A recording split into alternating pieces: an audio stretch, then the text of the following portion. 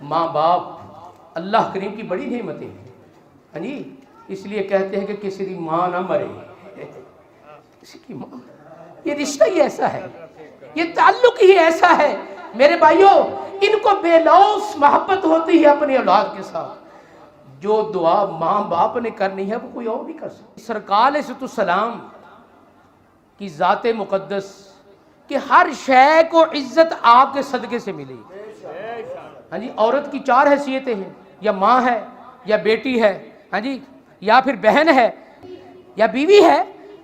میری سرکار نے ان 4 کو بڑا نوازا، بیٹی کو، ہاں جی، اور پھر سرکار کے ازواج مطہرات، اور سرکار علیہ السلام کی ماں جی جو آپ کی 6 سال کی عمر میں وصال کر گئی۔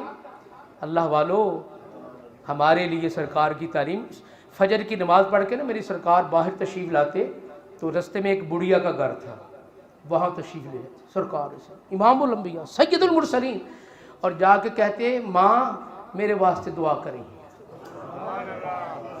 اور ساتھ فرماتے کہ ماں میری اماں نہیں ہے، وہ وصال کر گئی ہے تو میرے لیے دعا کر رہے۔ یہ ہمارے لیے تعلیم ہے۔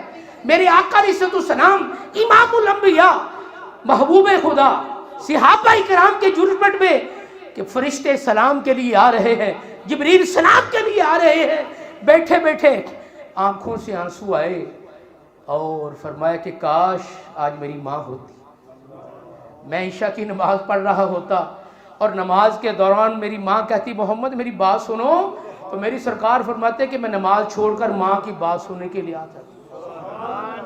یہ ہمارے لیے تعلیم ہے۔ اللہ والو، پتہ چلا کہ کوئی عبادت وہ قبول تب ہوگی جب ماں باپ راضی ہوں گے، جب ماں باپ راضی ہوں گے۔ ماں، میرے بھائیوں غور تو کرو کہ بندہ کس مقام پر پہنچ جائے، وقت کا غوث بن جائے، ابدال بن جائے، تو اللہ کریم کے پیارے محبوب میرے آقا مولا فرماتے ہیں تو جس مقام پر بھی چلا جا تیرے لیے جنت تیری ماں کے قدموں کے نیچے۔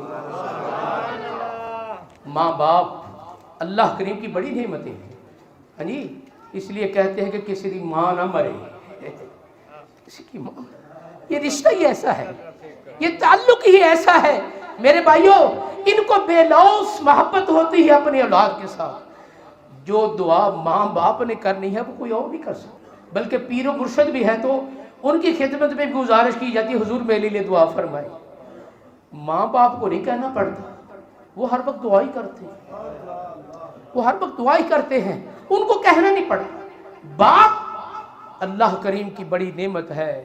میرے آقا علیہ السلام نے فرمایا حج کرو، فرض ہے، لیکن کتنی مشقت، کتنی مہنگائی۔ سرکار نے فرمایا اپنے گھر میں اپنی باپ کی زیارت کر، گھر میں بیٹھے حج کا ثواب، گھر میں بیٹھے۔